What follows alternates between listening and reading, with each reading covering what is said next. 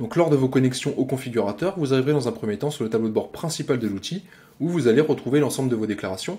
Donc ce tableau de bord va vous permettre de superviser l'ensemble de votre patrimoine et d'étudier l'avancement dans chacune des étapes du configurateur pour chacun de vos établissements.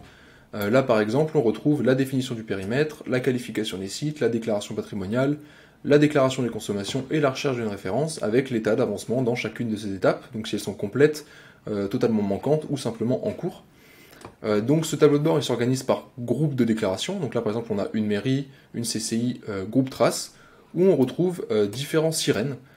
On a la possibilité de détailler un peu plus encore ces établissements en cliquant sur tout développer, et donc on retrouve vraiment un détail précis du tableau de bord avec l'ensemble des établissements, donc l'ensemble des sirettes, l'ensemble des déclarations que vous avez à charge. Ce tableau de bord il offre la possibilité d'inviter des personnes à collaborer, donc en cliquant sur le bouton de partage en haut, à gauche. Et donc là, on va pouvoir inviter des personnes sur l'ensemble du configurateur. Donc là, ça va par exemple être vos collaborateurs, vos collègues, qui pourront venir vous aider sur l'ensemble des déclarations.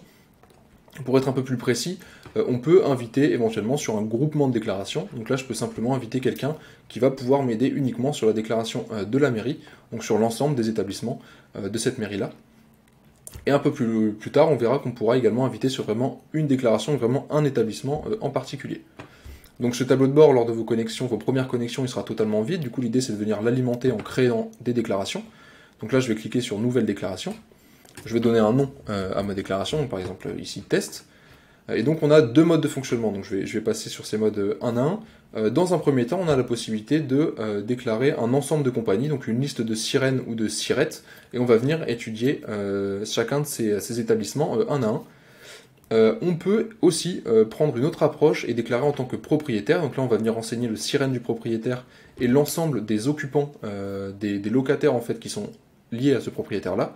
Et donc, on effectuera la déclaration non pas du côté du locataire, mais plus du côté du propriétaire. Donc, on offre ces deux possibilités-là. Là, je vais vous montrer comment ça se passe dans le cas usuel. Donc là, je viens copier-coller en fait une liste de sirènes que j'avais dans mon presse-papier. Donc j'ai copié, j'ai collé mes sirènes, ils sont automatiquement détectés par le configurateur, et donc je vais pouvoir valider, et ça va me créer ma déclaration automatiquement. Donc j'arrive directement dessus, mais si je retourne dans le tableau de bord, je peux voir que cette déclaration apparaît directement avec le nom test ici, et je retrouve l'ensemble des sirènes que j'avais renseignées, avec éventuellement les différentes sirettes en fait, pour chacun de ces sirènes-là. Donc pour la suite de la démonstration, je vais rentrer vraiment dans un cas particulier où je vais vous montrer toutes les étapes déclaratives pour un établissement. Donc on va se focaliser sur le groupe trace en commençant par la définition du périmètre.